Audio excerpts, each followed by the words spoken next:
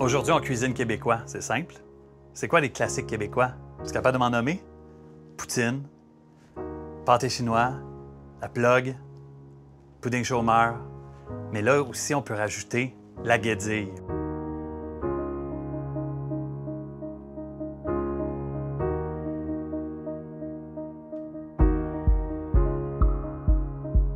Oh mon Dieu! On dirait qu'ils sont vivants puis qu'ils servent du petit pain. Ah, c'est un peu l'effet voulu. Ah ouais? Est-ce que c'est toi ou c'est Alex qui a créé ça? Ben, en fait, on a travaillé ensemble. Pour le reste du monde, il faudrait qu'ils sachent que j'ai un nouveau partenaire, en plus de Louis-Philippe. Alex Loiseau. Ouais. Ménage à toi maintenant. T'étais tanné à 2, à 3, ça pimente, hein?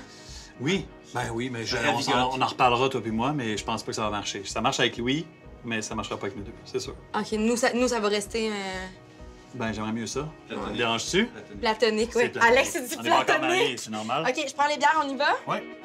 Paris, affranchie, je suis la reine de toi. On sera les rois de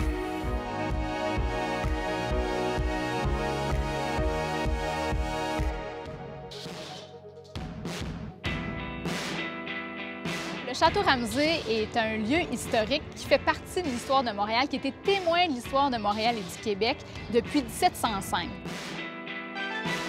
Au Château Ramsay, ce que vous avez retrouvé, c'est d'abord un lieu. On est d'abord un lieu historique, un endroit qui a connu l'histoire. Donc, on vient pour l'ambiance, on vient pour découvrir le lieu, on vient pour voir des objets qui ont été témoins de l'histoire de Montréal.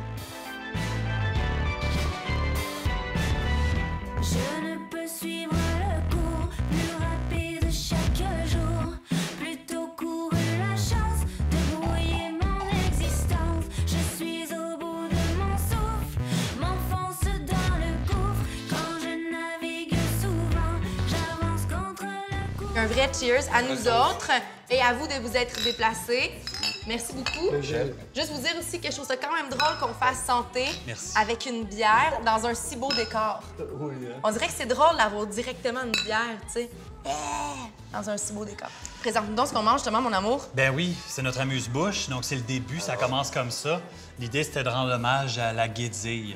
Mais là, on avait du super beau soft shell crab, du crabe à carapace molle, que j'ai fait frire avec un peu de mayonnaise pimentée, des radis pour le croquant, et puis des petites herbes, des petits cressons comme ça. Mais ça va nous faire penser aussi au po-boy, dans le fond, à la culture de l'Amérique du Nord, mais du sud des États-Unis, en fait. Donc, c'est un peu un double hommage. Alors, on Au est en Québec, Louisiane, presque. On est dans le Louisiane parce que pour moi, c'est deux grandes personnalités culinaires en Amérique du Nord. Là, vous savez qu'aujourd'hui, on va parler du Québec. Puis moi, je me demandais, tu sais, l'amuse-bouche, là, c'est comme le moment de commencer la discussion. Je me demandais, qu'est-ce qui, pour vous, est le plus important quand on parle du Québec? Là, si, mettons, vous quittez cette table et on n'a pas parlé de ce sujet-là, vous vous dites, mon Dieu, ben, on est passé à côté. Louis? Comment on est bien. Oui. Oui, parce que malgré mon jeune âge, ça fait pas trop longtemps que je suis là, mais moi, je m'intéresse beaucoup au monde, je regarde beaucoup le monde de manière rationnelle et factuelle. J'essaie de voir les chiffres, puis je trouve que au Québec, on oublie à quel point on est bien et confortable. Parce que oui, je comprends qu'on vit nos difficultés, puis il y a du chialage, puis il faut améliorer les choses, mais c'est probablement dans les meilleurs endroits à vivre au monde, certainement. Fait que je pense qu'on se le répète pas assez souvent, ça. Ouais. Ici, mettons, on y va avec un thème. Qu'est-ce que tu trouves qui démarque le Québec? Ah ben là, je vais rester dans la même lignée un peu, mais moi, Oui. je trouve que ce qui démarque le Québec du monde, c'est le climat social, c'est... on le dit, les Québécois aiment pas nécessairement... on dit le débat, mais je pense que les Québécois aiment la bonne entente, aiment pas se chicaner. Ouais, Il y a peut-être une petite réponse à ça. On aime jaser. Les Québécois, entre eux, on aime jaser. Est-ce que c'est la communication, donc, pour toi, qui serait l'élément principal, le plus important du Québec en 2017? C'est ce qui nous démarque? Je pense que le Québec, il y a deux réponses à ça. Dans un premier temps, le Québec et les Québécois et les Québécoises sont très tolérants. On est un peuple tolérant. Et en même temps, on est un peuple qui, oui, on aime jaser, mais en même temps, on est ouvert. Moi, je pense qu'en fait, on réfléchit beaucoup sur l'identité à l'heure actuelle. Hein. On sait au plan politique comment tout ça, il y a des débats. Puis il y a des gens qui prennent ça comme négatif d'avoir la recherche identitaire. Ils vont dire, par exemple, la fameuse manie là, des identitaires. Là, tu vois, comme les gens qui cherchent leur identité. Le Québec cherche l'identité, c'est quelque chose qui est négatif. Quand on fait ça, c'est comme si on n'était pas ouvert au reste du monde. On est tous issus de quelque part. On est comme un bouquet de fleurs, le Québec. Il y a une partie, il y a une fleur anglaise, il y a une fleur irlandaise, il y a une fleur française, il y a une sœur iroquoienne, etc. Le Québec, c'est un territoire. Puis dans ce territoire-là, ils sont arrivés, à travers les siècles, différents peuples, de sorte que petit à petit, tous ces gens-là qui vivent ensemble, qui se voisinent, ont fini par créer un bouquet, qui est le bouquet québécois. C'est une belle image. Oui, c'est magnifique. Une très belle hein? image.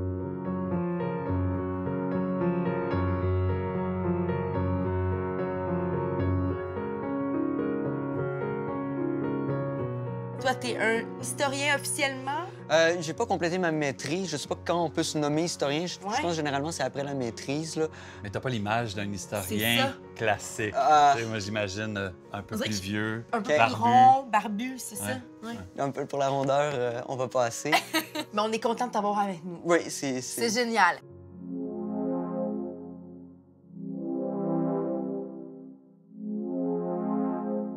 C'est quoi l'identité des Québécois en 2017? L'identité des Québécois en 2017, elle est malaisée. Dans toute cette histoire nationale qui s'est construite au fur et à mesure de notre société, on a encore ce discours qui est très, entre guillemets, pur léniste. Donc, une société qui doit être blanche, canadienne, française, alors que finalement, où est la place des immigrants? L'immigration s'est faite très tôt. Là. On parle après la conquête, les Écossais s'installent, les Irlandais s'installent. Donc, il y a quand même un gros mouvement de population. C'est quand même des Occidentaux, tu sais. C'est ça, donc. ce sont des Occidentaux. Mais là, présentement, qui est québécois? C'est ça. Est-ce qu'il doit nécessairement parler français?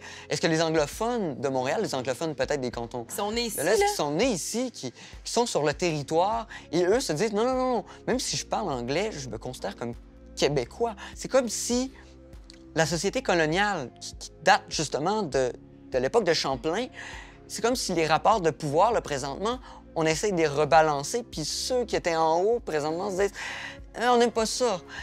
Et là, il va y avoir justement toute cette xénophobie, il va y avoir un certain racisme même. Et même pour ce qui est des luttes pour les femmes, la lutte pour les femmes, veut pas, elles ont toujours eu un rôle peut-être un peu plus effacé dans l'histoire. D'ailleurs, quand on parle des grands personnages, c'est très rarement des femmes, Ben alors qu'elles ont été une partie active de nos sociétés. Tu sais. Donc, effectivement, qui nous sommes, là, toute l'identité va se mélanger et c'est une question qui, d'après moi, n'a aucune réponse. ouais. Mais en tout cas, c'était vraiment intéressant. Merci beaucoup. Mais merci de m'avoir C'est le premier accueilli, cours là. d'histoire que j'écoute dans ma vie. Cheers!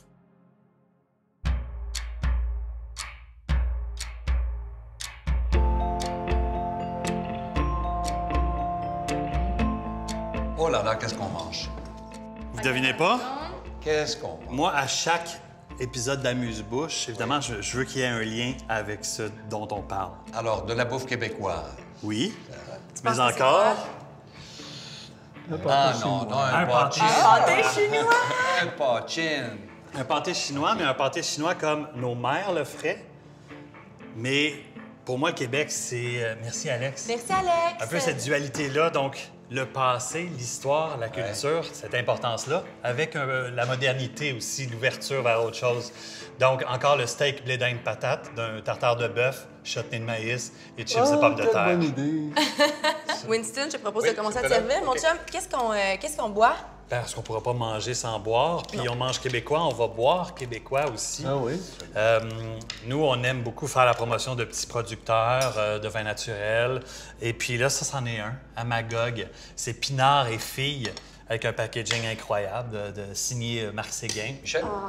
Oh, Merci Ça, c'est beaucoup. fait. Pas ça, pire, hein? ça, on peut l'enlever puis ça vaut cher. Là, si, Exactement. C'est pas un original. Ce qui est à l'intérieur, les par contre. Si tu veux, on te laisse partir avec la bouteille. Ouais, c'est ça. Tu pourras l'encadrer chez vous.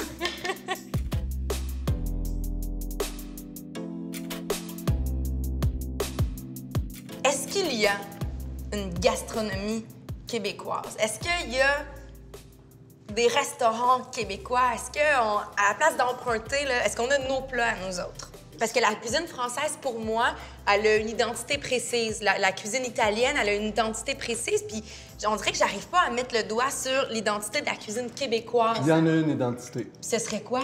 Alors, la vraie cuisine québécoise, c'est le mariage entre la cuisine autochtone, la cuisine française, puis la cuisine des Britanniques, irlandaises, plus fort encore. OK, donc c'est les ça trois... le bouquet dont je parlais. Là. Ouais. Il n'y a personne au monde qui fait ça. OK, Nous ça serait avons ça une notre cuisine identité. unique. Malheureusement, elle n'est pas enseignée, cette cuisine-là. Exactement, c'est ce que j'allais dire. Personne ne Je suis pas la au courant. connaît. Moi, je trouve que dans les écoles de cuisine, on a, je dirais, une propension très souvent, ce sont des professeurs français. Ils arrivent avec la cuisine classique, puis il y a des cours tout organisés qui ont été organisés d'ailleurs par des Français. Ce qui fait que c'est la cuisine du 19e siècle à partir de...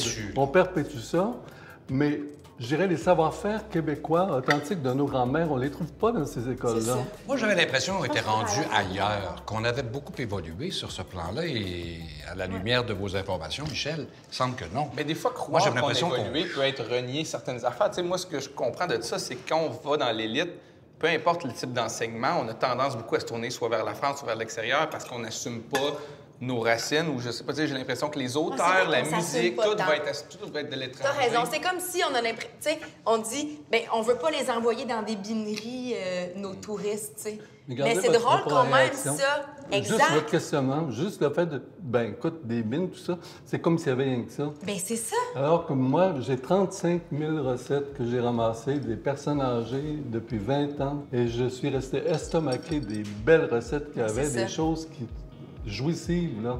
Juste ma dernière découverte, une recette de Québec qui remonte au 17e siècle. Une purée de pois verts avec une béchamel. C'est ce qu'il y a de plus simple, mais le résultat, c'est exquis.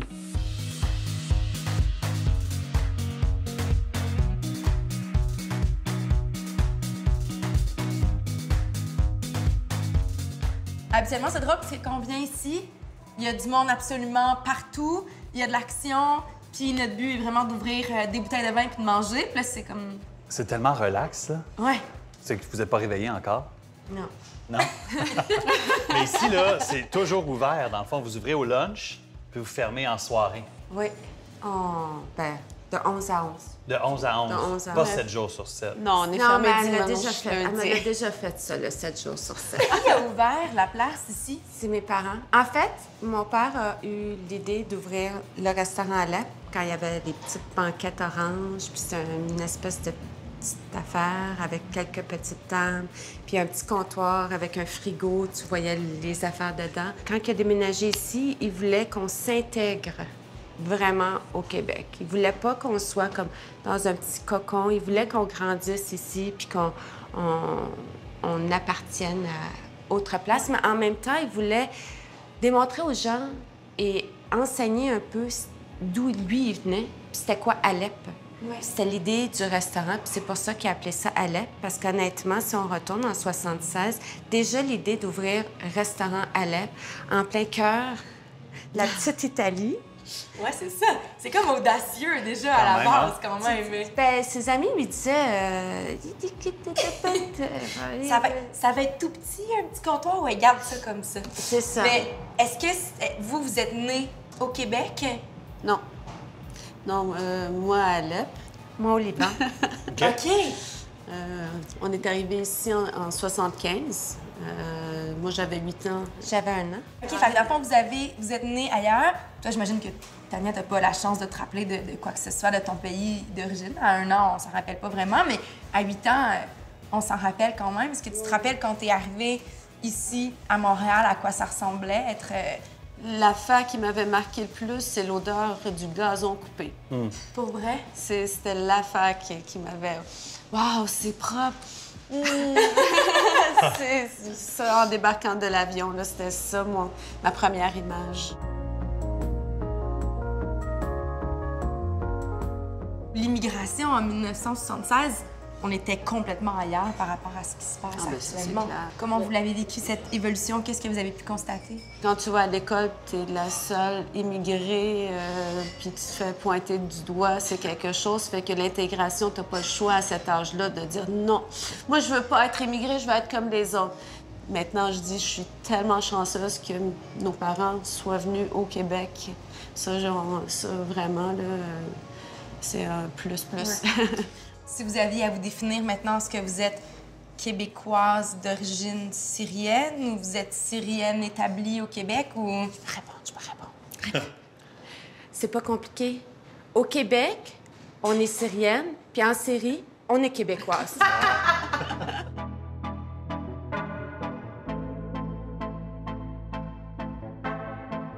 Pour vous, pour toi, Winston, par exemple, l'importance de la langue française, tantôt tu l'as mentionné un peu, là, mais j'aimerais que tu me dises... Primordial. Ouais. Pour moi, le Québec sans français n'existe pas. OK. C'est aussi simple que ça. Et là, j'excuse plein de monde qui, vont pimenter de mots anglais ou d'expressions anglaises dans la chanson, Mais il y a une chose qui demeure incontournable pour moi, c'est que si on laisse aller, si on est trop relax par rapport à l'utilisation du français comme moyen de communication entre nous, intelligible et intelligent, je veux dire, on s'en va vers un envahissement de la langue anglophone.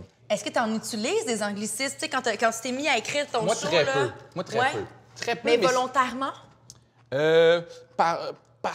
Oui, c'est conscient. Oui, c'est ça. Consciemment, j'utilise très peu d'anglicisme parce que j'ai cette volonté-là de ne pas le faire, puis je trouve ça bien, puis j'essaie de faire ma petite part pour la langue française, tout en étant...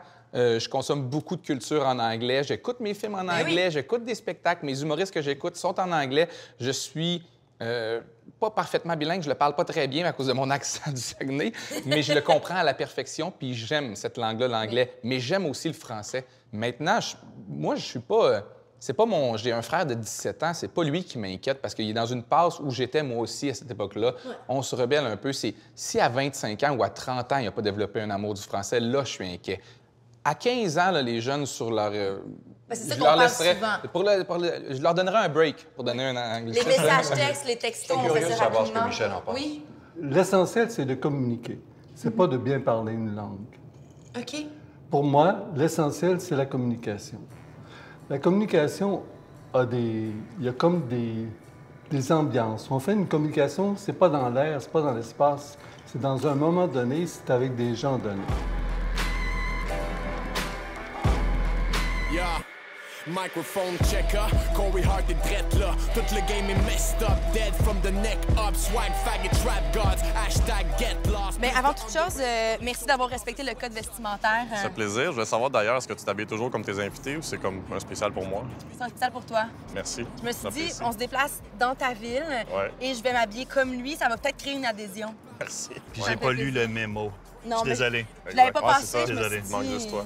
Ouais, c'est ça. Bon, c'est correct. On le fait-tu quand même, là? OK, on le fait quand même. Ouais. Parfait, c'est bon, OK. Toi, c'est quoi ta relation avec la ville de Québec? C'est la ville où j'habite. En fait, c'est comme un peu mon noyau familial, Québec. Ouais. L'espèce d'effervescence musicale, tout ça, je la vois un peu parce que je vois dans certains shows. Mais c'est vraiment pas... C'est pas ma relation principale avec Québec. C'est vraiment ici que je suis en famille. Moi, je trouve ça cool parce qu'à Québec, j'ai l'impression qu'il y a une grande scène rap. Toi, est-ce que c'est ce que tu constates? Est-ce que c'est ce que tu vois? Pourquoi?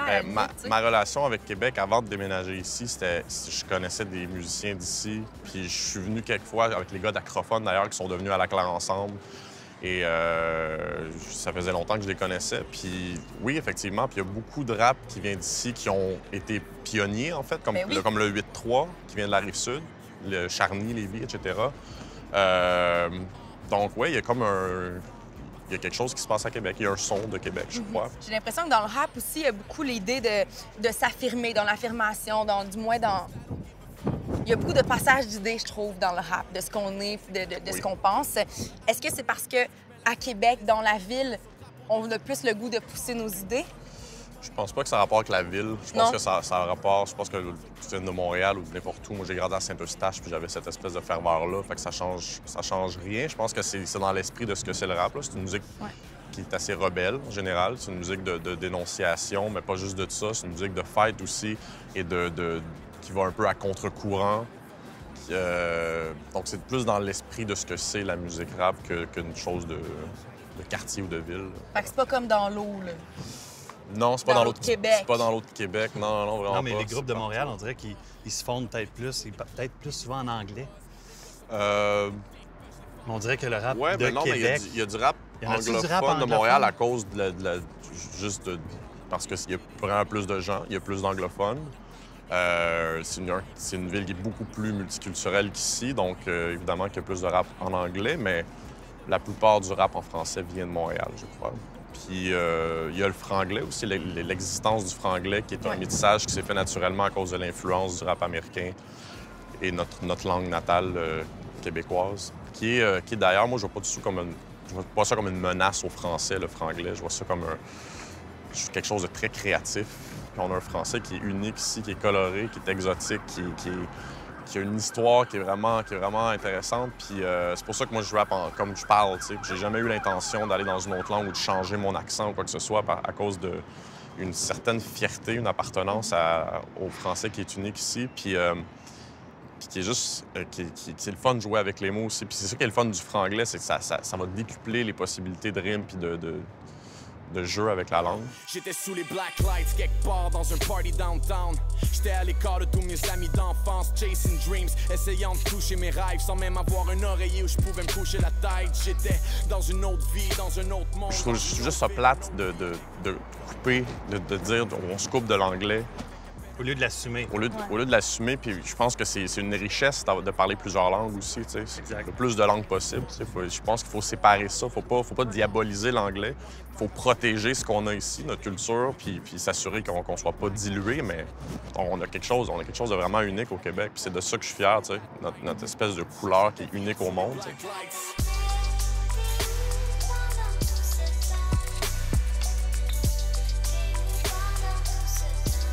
On dit et on crée différemment que l'environnement autour. Je veux dire, en même temps, cet environnement-là nous nourrit, comprends-tu? Moi, je trouve que c'est ce qui nous rend uniques, puis c'est ce qu'on devrait défendre, puis c'est ce qu'on devrait promouvoir aussi. Tu sais, moi, quand je vois les gouvernements, tous les types de gouvernements municipal, provincial, fédéral, être chiche par rapport à l'apport que les artistes amènent à l'identité de Montréal, de Québec, du Canada, j'en viens jamais. Tu dis que t'aimerais mourir, mais regarde-toi. Et voici le pudding au chômeur. Oh, les crèmes glacées. L'érable fait maison. La cubelle de sirop d'érable. T'en veux-tu un morceau? La cubaine, c'est chaud. Il en Alex, restera tu vas en pas. prendre, c'est clair. Il y a des chances qu'il en Merci. reste. Fait que, évidemment, avec le dessert vient notre dernier sujet de discussion. J'ai l'impression qu'on peut pas passer à côté d'une discussion sur le Québec sans penser au futur du Québec. Qu'est-ce qu'on souhaite? J'ai pas connu, moi, le Québec avec un projet de société. Ouais. À mon âge, je l'ai pas vécu. J'ai pas vécu cette effervescence-là de sentir, du moins, parce que c'est sûr que c'est difficile de croire que tout le monde est d'accord, mais de sentir qu'une majorité de gens vont dans le même sens. J'aimerais le connaître un jour, moi. Je ne sais pas. J'aimerais vivre ça. Ouais. Un genre de très Ça veut pas grand nécessairement projet. dire un référendum, ça peut être un projet de société, ça peut être autre chose, ça peut être juste une coupe Stanley. Comprends-tu? Une coupe Stanley. Puis qu'on fasse notre parade sur la rue Sainte-Catherine, puis qu'on se dise merde, enfin, 50 ans plus tard. Moi, je suis pas un fan de hockey. Je n'écoute pas du tout le hockey, mais je joue au hockey. Puis avec mes amis, tu sais, j'ai une ligue. Puis dans ma ligue, vu que je suis à Montréal, il y a des musulmans et des arabes, il y a des juifs, il y a plein de communautés qui ont appris à patiner quand il y avait 7-8 ans. Puis c'est un peu... bon, ça paraît ridicule, mais c'est pas un projet de société, mais c'est un élément rassembleur. Et ce genre de truc-là, ben, c'est là-dessus qu'on peut travailler, je pense, des fois, pour rassembler, déghettoiser les gens. Tu sais, peu importe le quartier dans lequel tu t'es né, si tu t'as baigné dans un univers qui semblait apprécier quelque chose. Moi, je travaille beaucoup avec les jeunes dans les projets que je fais côté professionnel, puis je le vois j'ai l'impression qu'ils vont l'avoir, cette idée de projet de société. Un retour du balancier, peut-être, Oui. après J'ai l'impression que oui. une décennie de déchirement? Moi, je pense que je vois ce qu'ils perçoivent quand ils regardent les adultes, tu sais. Ils voient le monde dans lequel ils évoluent, ils voient le cynisme qui s'est emparé de leurs parents, puis de leurs grands-parents, puis j'ai l'impression qu'ils vont se détacher de ça, puis qu'on va arriver à quelque chose. Ça se peut que leur projet de soit neuf, pas le tu sais. vôtre ou le nôtre. Ben, je pense tu sais, qu'il il y a peut quelque pas chose être le de nôtre. projet. Ouais, c'est ça. S'il y a juste un projet. Il peut pas être le nôtre, Ouais. c'est sûr. Ça peut pas être la Mais je même pense affaire. qu'il va en avoir un projet dans le futur, tu sais. J'ai vraiment cette impression-là. Espérons que tes antennes soient Ouais. révélatrices. Ouais. Souhaitons-nous-le. Tout en étant conscient qu'on vit quand même dans un bel endroit, tu sais, comme je disais au début. T'as raison, faut pas oublier Tu sais, ça. faut continuer de travailler, il faut se retrousser les manches, mais regardons la planète, là. Ça On va est bien. chanceux. Ouais, on est chanceux. Elle a mal, la planète. Là. Ouais. On est... C'est les mots de la fin. C'est du luxe, là. C'est Ben clair. là, ça, c'est pas chez vous, là, mais on peut le dire, là, c'est pas chez vous. Non, mais on voulait vous annoncer justement qu'on vient de s'acheter le château. C'est ça. On a signé un bail de 20 ans. Exact. Hey, merci beaucoup, tout le monde. Pour vrai, c'est vraiment cool. Paris, affranchi.